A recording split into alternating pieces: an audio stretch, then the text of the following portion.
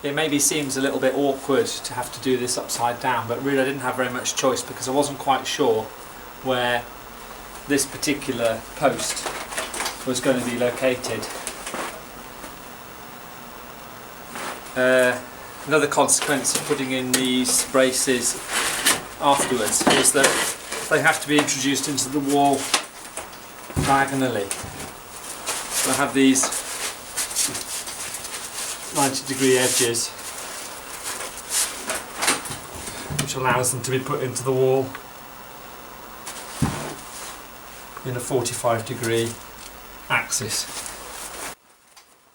Just a little bit more behind.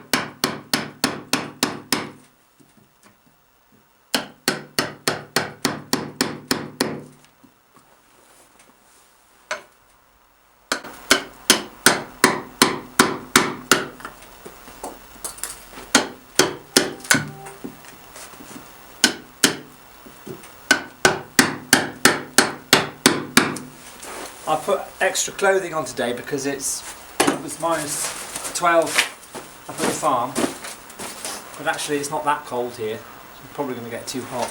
I've got my extra boots on the outside of the boots.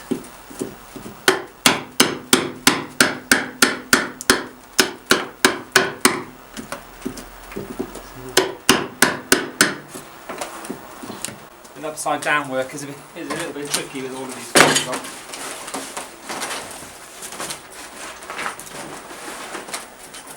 Makes it even heavier.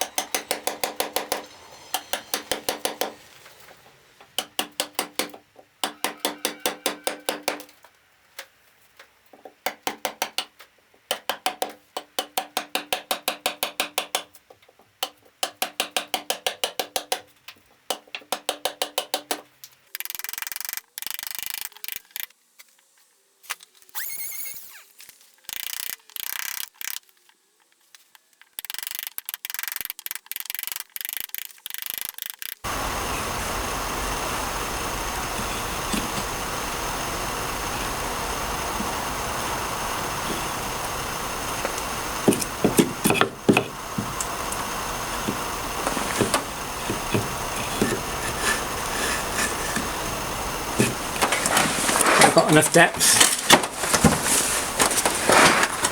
It looks quite clean inside.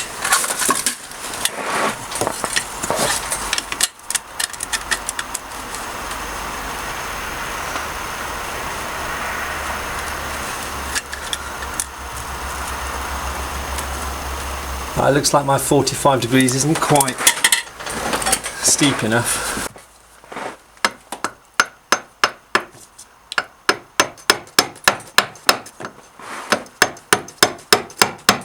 Important that that 45-degree surface there is accurate.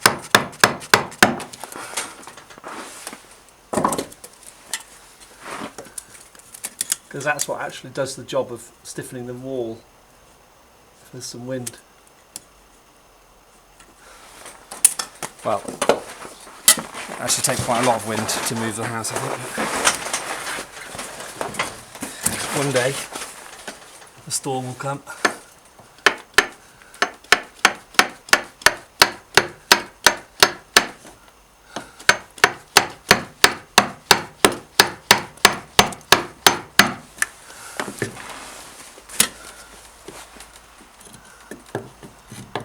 So this is quite difficult to get in, and I have to probably use ratchet straps to pull them in place as well. I might bolt the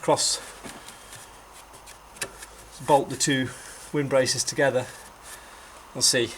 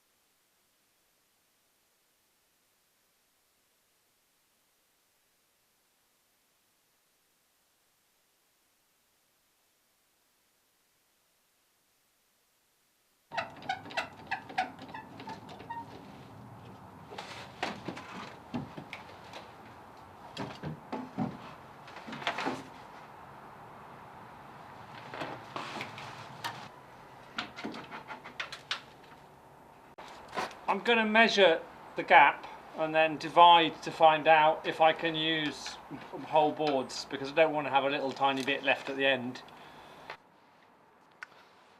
So the opening was a little bit over 2 meters 80 centimeters, and I've left a little bit of a gap. I think it's like it was 281, 281.2 or thereabouts.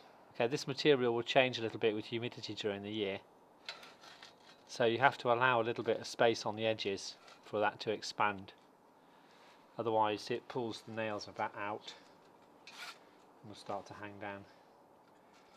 So 280 divided by 11 centimeters, that's the width, that's the cover, that's the part that covers, is 25.45, so 25 and a half. So that half has to be divided between two boards, the outside boards.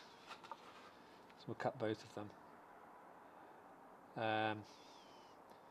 So you have to cut that. You have to divide it in two, which is 55, and then divide 55 in two, which is 27 and a half. So that's how much has to be taken away. By using a half, that actually makes that gap slightly smaller, so I'll take a little bit more than that.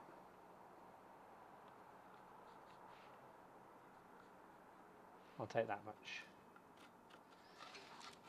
So that's a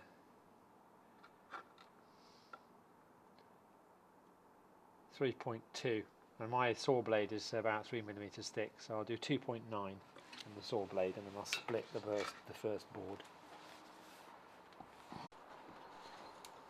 I set the saw at 2.9 on the dial, or what call it that.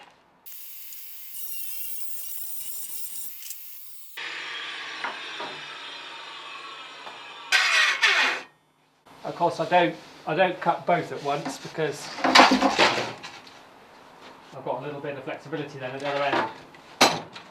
I tried to use my compressed air system to run the nail gun, but I took it out of the car earlier on, and of course it's frozen up, so the valves are not open, so the air isn't going into the cylinder, so I had to put it in the car to warm up. In the meantime, I'm just going to use the screws to start this. It's quite good that the first ones are screwed anyway, really. And I'm a bit in two minds as to whether to nail visibly with these ones. I think I probably will. I quite like visible nailing. You don't really have to with this tunneling glue. I don't use it much anymore. I actually quite like it. Because of the shrinkage,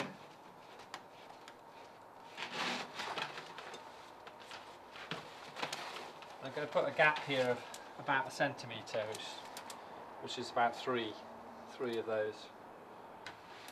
So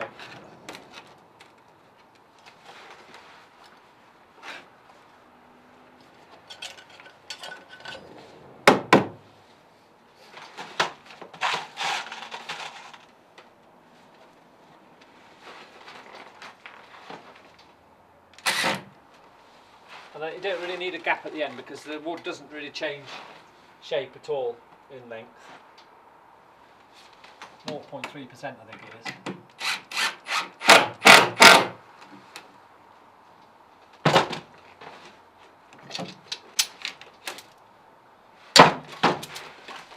So they're off, and you see that I've done the joint at an angle. That's 15 degrees. And the reason we're doing that is it stops there from being a shadow when you look up at it. It doesn't have to be so completely perfect as if it were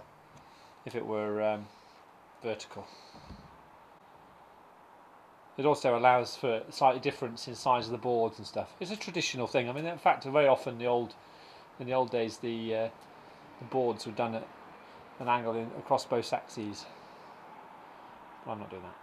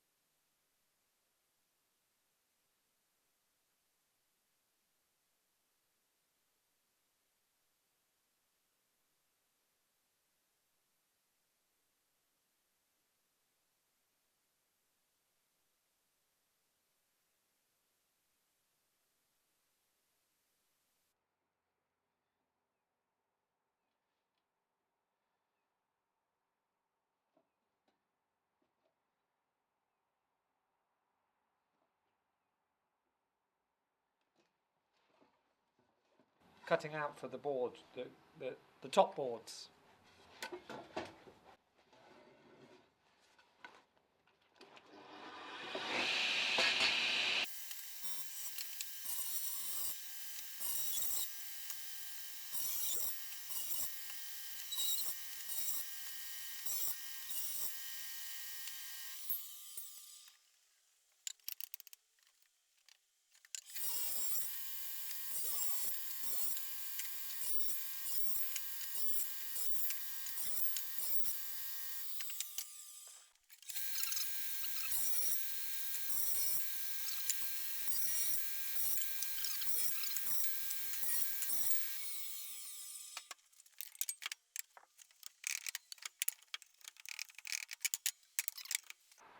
.37.5 is half of my measured number there, so this is like a general tip. I find the middle of the thing and I find the middle of this thing and I just put them like that, and then I can just fix it. Because of the thickness of the panel, I had to just take a little cut out of the edge of this, so that goes up against the window and that goes up against the what the window is fixed to, the frame of the house.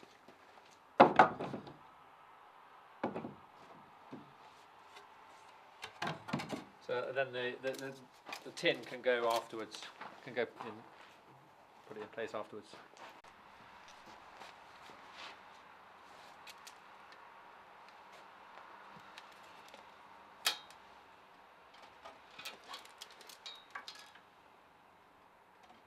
It's kind of arbitrary where that goes.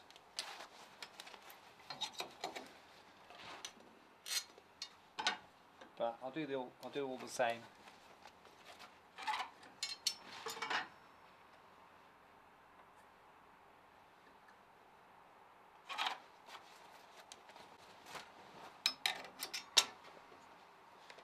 I've found a drill bit that's larger than the screw.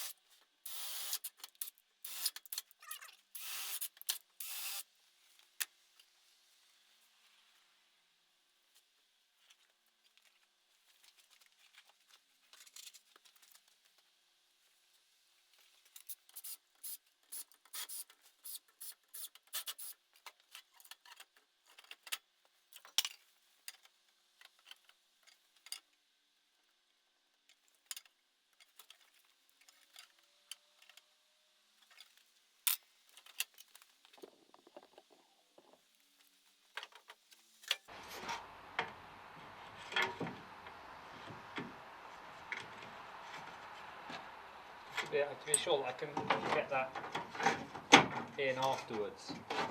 But it's no good to me if I can't get it in afterwards. If I have to get it in before, I have to do all the cutting first as well. I'm gonna have to do it like that.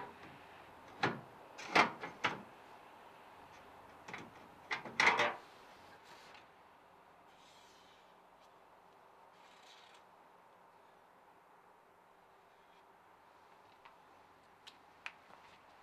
Okay, what I've done is that's the outline of where the window stops, and that's where the boards come. So I'm going to cut into the board that centimetre there, and then that's a little turn up edge to stop water from going down into the building. It's not really necessary on this building because it's a garage, but you never know, maybe later this will be insulated, in which case you really don't want to have water going down into the construction. So this is a kind of mechanical solution for stopping that. Still, I'm really experimenting a little bit with this because, as I say, I'm not really that familiar with this stuff.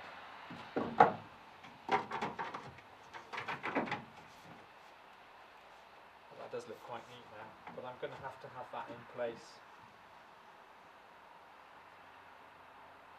So then these boards have to be cut with the right gap in them. It's kind of looks like it wants to go on at the same time. I don't know.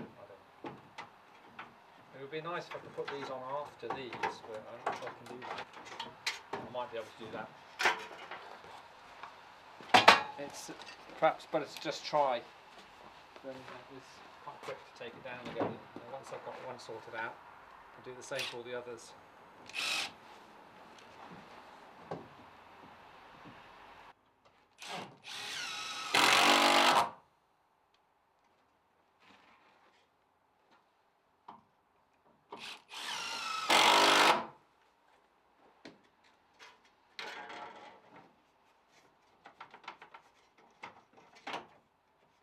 That's better. That stays there on its own.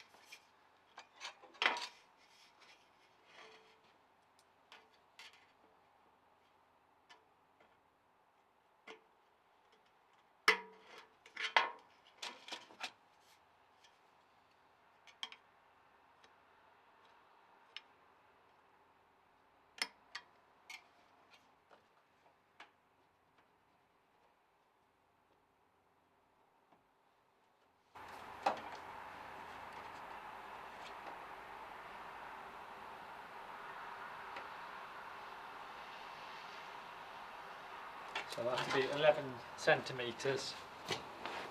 So I've set the blade to the same depth that the tin has to go, and I've put on a square mark, so just follow that by eye.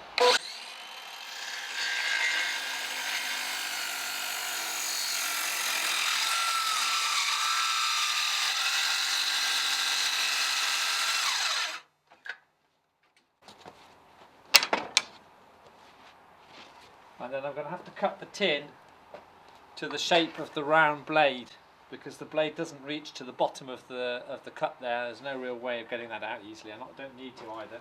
So I just cut off the back of the tin, just the same as the blade.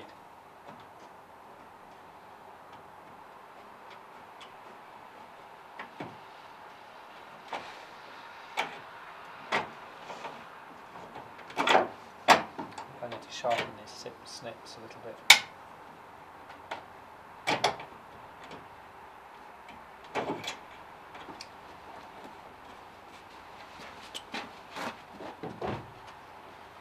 So now this should slip behind the woodwork. Quite tight. Oh, that's all right. That's good. I need the one underneath as well. We call it underligger, and this one's actually not the right length.